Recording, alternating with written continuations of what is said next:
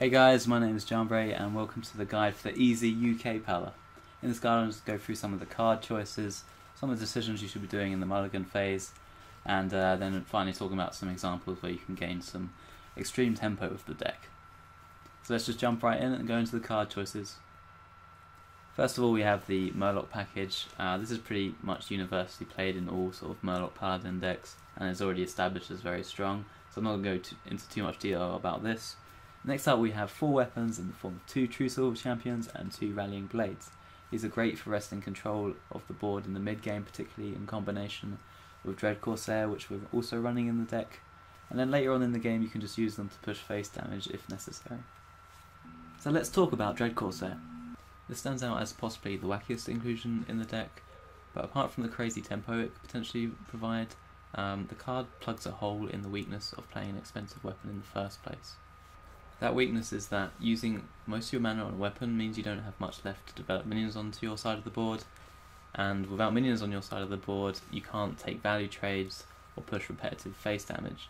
In this kind of deck where minion buffs and synergies between minions are very important, not having minions on your side of the board is a big problem.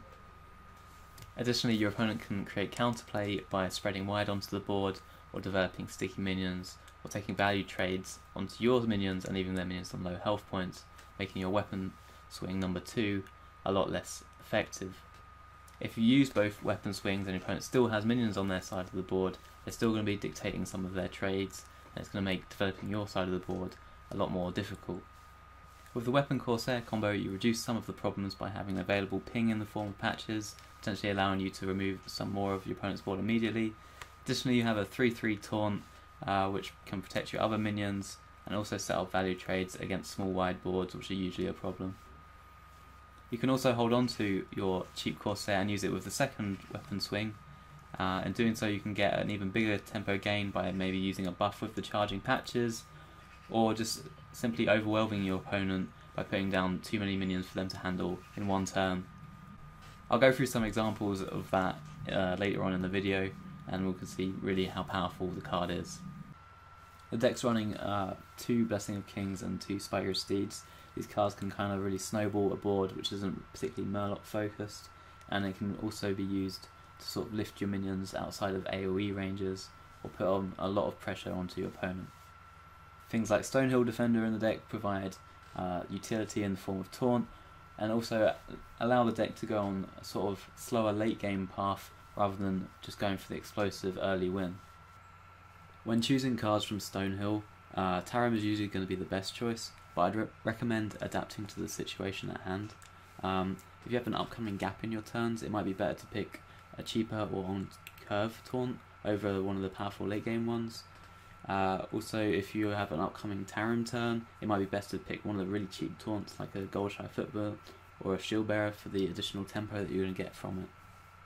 It's also important to realise that Tyrion isn't actually that great in this deck, so when you are offered it from Stonehill, don't go too crazy and pick it every single time. Just think clearly about the situation and decide which taunt's best for you.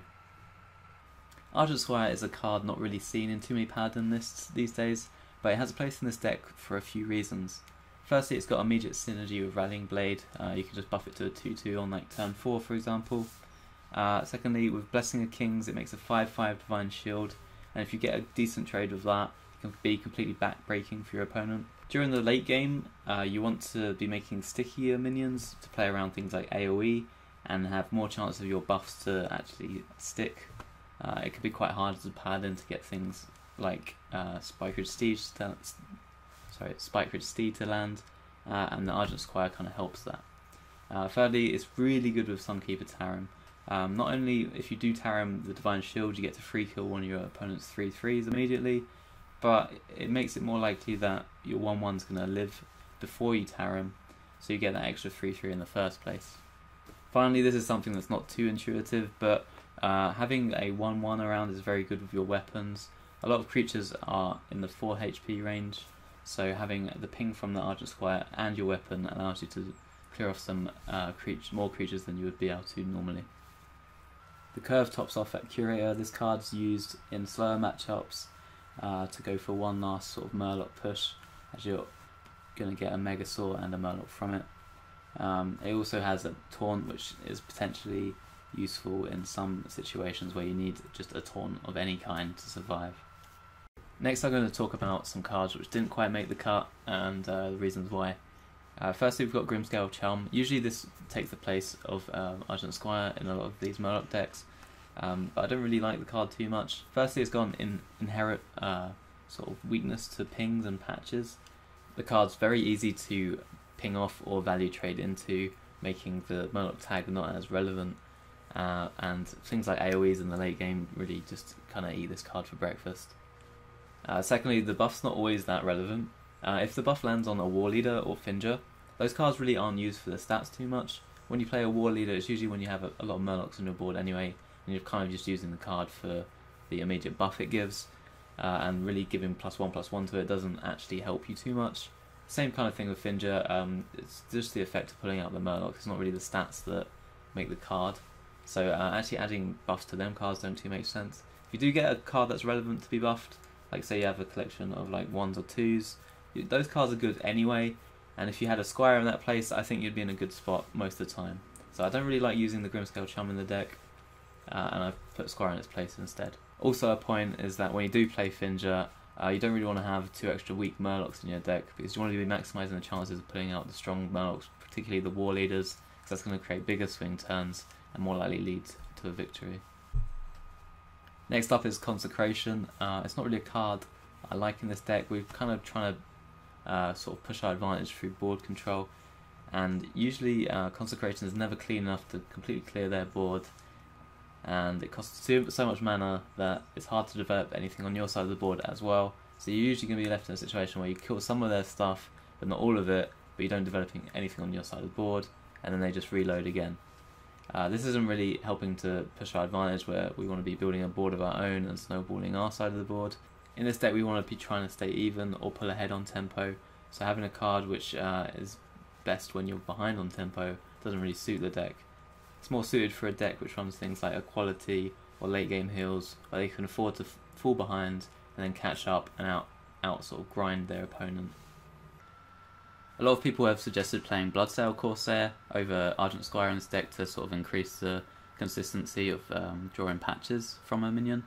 I don't really like this for several reasons. Firstly, if you play patches with a pirate on turn 1, it's not the most impactful. Often you're going to be using that 1 damage from patches to just go face. There's not going to be many good trades available to you. So you kind of waste the charge effect of the minion. It's basically just adding +1/+1 of stats to your 1-drop.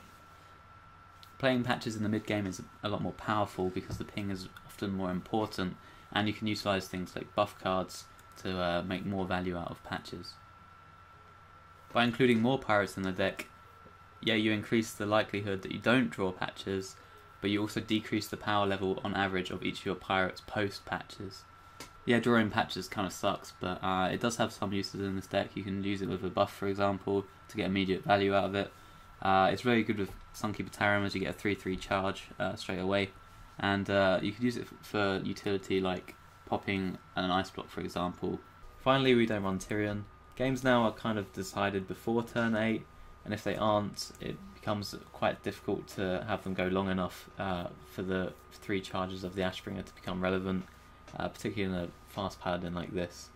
Additionally, we're running many weapons of our own, so if we have a Tyrion in our hand and another weapon, it kind of reduces the power of the Tyrion anyway. Finally, we run like quite a lot of late game already in Spike Ridge Steed and Curator, which are often better plays than Tyrion when you have both of them in your hand, so it doesn't really make sense to clog up your hand with an 8-drop as well. Finally, Tyrion is not a great defensive tool. When you are behind, he pretty much amounts to a 6/7 taunt, because you can't really afford to take the damage afterwards by swinging the Ashbringer. So in terms of stopping like aggression, he's not very good compared to things like Spike Ridge Steed. So at least for right now, Tyrion is actually a bad card in this kind of deck, so I'm not going to include it at all. Next up, let's talk about mulligans for a bit. The 3 cards that you want to keep in any matchup are Valfin, Tidecaller, and Rockpool Hunter. If you get any of these cards, always keep them. Then you have a couple more fringe cases. First off, I'm going to say do not keep Hydrologist. A lot of people will keep this card because it's a 2-drop, but I think it's a mistake. Basically, if you play on turn 2 without anything else, it's just a 2/2, which pretty much gets eaten up by any other minion. It's more suited for the mid to late game as a card to make your board stickier and make use of the secret. For Hydrologist, in general, I'd prioritise Redemption over all the other secrets. It's generally going to be the best all-round one and get you the most value. This is a tempo-driven deck, so we really want to prioritise the tempo-driven secrets like Redemption and Noble Sacrifice, and Redemption tends to be the better of the two. In a lot of situations, Noble Sacrifice is almost identical to Redemption, so that's a good pick as well. You can also use that one defensively when you need to avoid taking face damage from like a Pyro Warrior, for example. For Getaway Kodo, people often overpick this card. In this tempo-driven deck, we probably won't have the mana to be able to replay a lot of the cards we get back from Kodo, so I wouldn't recommend picking that over a more powerful secret.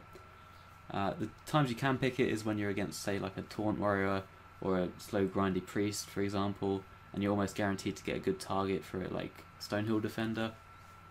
For the other two secrets, Eye for an Eye is potentially useful against a Mage, but in the early game I wouldn't pick it. I'd rather go for something like Redemption, which is more likely to get you to the point where the Mage is going to be on 1 health anyway. If you are in the late game, it can potentially be a good pick. Repentance is situationally useful, but not very often. You pretty much only want to be picking this if you're expecting a big minion from the opponent, like a Primordial Drake, or if you're trying to play around something like Frost Nova Doomsayer, for example. Next up we have a sort of combination of Dread Corsair and a weapon. I would only recommend doing this on the coin. The reason being, when you're on the coin, you get to coin it out earlier, and you're reacting to your opponent anyway. If you're going first, you want to be the one putting the threats on the side of the board, as you have the tempo advantage inherently. The weapon Dread Corsair combo is very, very powerful to sort of swap the tempo onto your side. So if you're on the coin and you have a 1-drop already, you can just keep a Dread Corsair on its own in anticipation of getting a weapon by about turn 3 or 4. Finally, we have Argent Squire. It's not the most powerful card in the early game, but it's better than nothing. So if you are going first and you have a Squire in your hand, obviously you keep it. But if you've got some combination of the powerful Murlocs, you can throw away Squire because it's not really needed. So as a general rule, keep all of the powerful Murloc cards, no matter how many of them you get. Keep Rallying Blade potentially on the coin, and keep Dread Corsair potentially on the coin, and Argent Squire goes in there, or it goes away depending on whether you have the Murlocs with it. I will say that True Silver is slightly worse than Rallying Blade in most scenarios. The reason being, right now, is there's a lot of 3 health minions anyway, and you get the Rallying Blade out a turn earlier. And I'll talk a little bit about general strategies. Basically, you want to be taking control of the board through a good early game and your weapons, and then you want to be kind of making wide, sticky Murloc boards for you to get buffs out of. Often if you have Blessing of Kings and a singular minion on like turn 4 and nothing to really trade into, it might not be a good idea to do it. The reason being, your opponent can start to go wide after that, and then you've only got 1 minion to sort of trade into theirs at a time. It's much better to kind of go wide with your Murlocs. Let's say play something like Hydrologist Hero Power, and then have the buffs in hand to immediately get the value out of them, and then still have a wide board afterwards. The deck can go a lot slower than you might think. Things like Stonehill Defender and just making use of the hero power while you have board control, even though if you're not putting too much pressure on the opponent, you can really just control the board for a long time and then eventually get to your late game and get value out of things like Steed and Tarim and just win from there. When using cards like War Leader, you want to be kind of treating it more like a temporary buff, in that usually when you play it, your opponent removes it the next turn, so you kind of want to hold it in hand and play your other Murlocs first, and then when your opponent plays a minion that you can potentially get value from your War Leader, then you play the War Leader to get the immediate value, and if they do remove it, well, its job's already been done. Exceptions to this is when you're going to push too much damage that not playing it is just a mistake, or if you don't have any other good plays.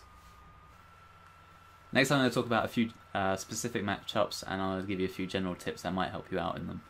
Starting with an aggro druid matchup. You want to be getting on the board very quickly and sort of taking value trades as often as you can. Once you've got the board versus them, you can't just win the game, so that should be your main priority. Often they'll have starts which you can't really beat but you just got to kind of take that on the chin and just move on to the next game. If your opponent does use living mana, often it's best not to kill them off immediately and sort of develop your own board. The reason this, you don't want to give them the mana to be able to buff them with things like Power of the Wild, or use things like Savage Roar, or even just develop more minions of their own. Often you can take one round of face damage if they choose to go that route, and then once you've developed your board more, you can take more value trades and overwhelm them and put up taunts afterwards. Versus Mage, Rallying Blade tends to be a very strong card as it kills pretty much all of their early game in Mana Worm, Arcanologist and Medivh's Valet. In general, you want to be trying to make a big board against the Mage. Be careful of putting all your eggs in one basket on one buffer, for example, because you could give the Mage a window of coming back in tempo. Usually you'll have a big board and they'll be forced to kind of sort of freeze you every turn. So at that stage you want to be just trying to make sure your board survives and pushing face damage where you can. It can be useful to hold on to a weapon charge near the end, just for popping blocks or finding lethal if your board is frozen. You can use patches for a similar method as well. Against Quest Rogue, you want to be making wide boards and taking value trades in the early game. If you were to go tall with like Blessing of Kings, for example, you open yourself up to things like the Rogue going wide, using something like Glacial Shard to freeze your minion, or things like Vanish really ruining you. You want to be just going wide with lots of small minions. So if you do get vanished, you can just repopulate the board on a single turn very easily with a lot of 1-drops. Against Shaman it's quite a tough matchup, but in general you want to be developing the board very quickly with minions and completely trying to keep the Shaman's board empty. Things like weapons and buffs aren't so good against Shaman initially, as your opponent's very good at spreading wide, and it makes keeping their board under control a lot more of a problem. Additionally, they have things like Devolve in their deck, which really punish things like Blessing of Kings. So against Shaman, I really would prioritize developing the board with minions above everything else, and just keeping their board under control. Once you do have board control, it's a good idea to start developing higher mana cost minions rather than lots of small ones, just to play around something like Devolve Maelstrom Portal. Against the Paladin, often getting a crazy Murloc start from either side is completely winning, and there's not too much you can do against it. If you are on the coin and you do have 1-drops and you suspect your opponent is going to go with a snowbally Murloc start, you can decide not to play your 1-drops, say coin out a weapon to deal with those Murlocs, and then spread wide with a lot of 1-drops on one turn to regain that board control. Once you are ahead of the Paladin, just take a lot of value trades and the win should be really easy from that point. Versus Silence Priest, you want to be clearing all of their minions whenever you can. Things like True Silver and Rallying Blade are good for getting rid of the early game, but when they drop things like the 4-8, even if they haven't silenced it yet, you want to be trying to kill it off, so then they can't really do much with their turns. If you can kill their big minions before they get Divine Spirited, then you don't have to worry about even bigger ones. Versus Control Priest, you want to be just removing their board as well and pushing face damage. Be sort of wary about turns like turn 6, which is their Dragonfire Potion turn. Often if you give them too much things to do, like say putting a Blessing of Kings on a minion while also having a wide board, they don't have the mana to be able to deal with everything in one turn. You can also take it really slow against the Control Priest and often outvalue them as long as you're ahead on the board, with things like your Hero Power, Stonehill Defenders and Sunkeeper Taren. Against Pirate Warrior you want to be value trading often. Once they've used patches and then a soft first mate weapon, if they find it very difficult to be able to deal with 1-health creatures. So once it gets to that stage, if you spread super wide, the Pirate Warrior really has a hard time sort of trading into everything you have. At that point you can make use of your more expensive buffs, which will get control of the board. Things like True Silver Champion are very good in this matchup because they cleanly kill almost all of the Pirate Warrior's minions. So basically you want to be just getting tempo and getting onto the board, and then once you've gone there, then you use your more defensive things to stay alive. Against Taunt Warrior is generally a good matchup, but I would say be careful about going super all in on their like turn 5/6, because things like Brawl and Ghoul plus Sleep with the Fishes can really ruin you. When it comes to using big swing cards like Sunkeeper Taren, I would generally avoid using it just to buff your side of the board. You want to be using it to sort of deal damage to their taunts as well. Things like Primordial Drake are a very good target for using Taren on. Often you can play around Brawl and Ghoul plus Fishes to an extent by using cards like Spike Ridge Steed to make your board a bit more sticky. Next I'm going to go through a couple of examples where patience was key to creating big tempo swings.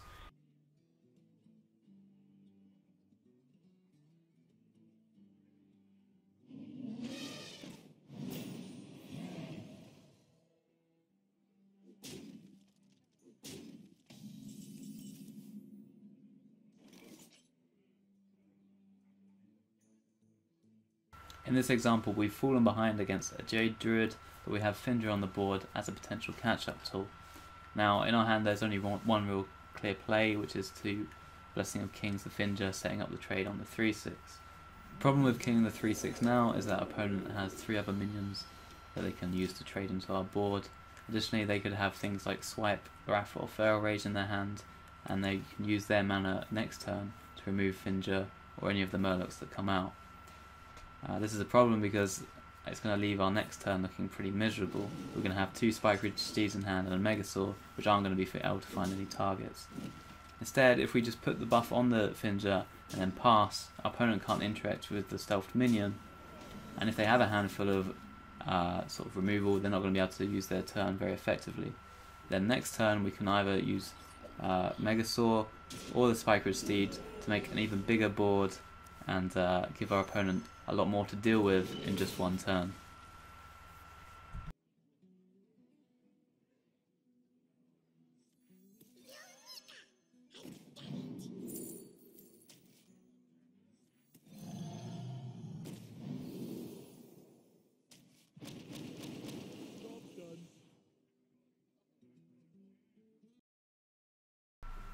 In the next example, we've fallen behind against a Pirate Warrior who has 3 minions to our 0. We do have a True Silver which is going to catch us up a little bit, and it is going to reduce the cost of our Dread Corsair to 0. The only question is whether we play Dread Corsair this turn, or wait a little bit and try and get a bigger tempo swing later down the line.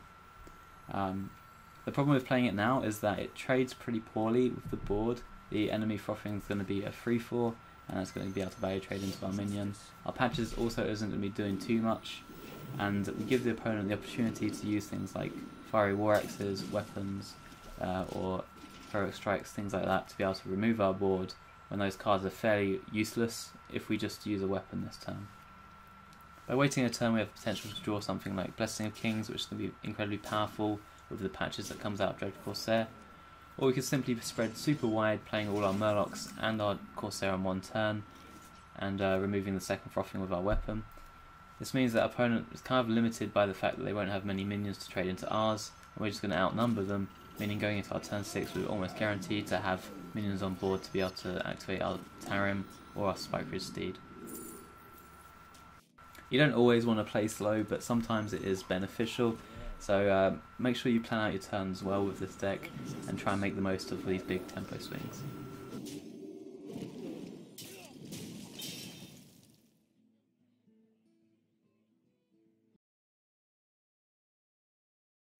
That's going to conclude our guide for this deck. Let me know what's working for you guys and what is not. I did have a lot of fun creating this deck and playing it in Legend rank, so I'd love to hear some feedback from you guys. But for now, I'll see you later.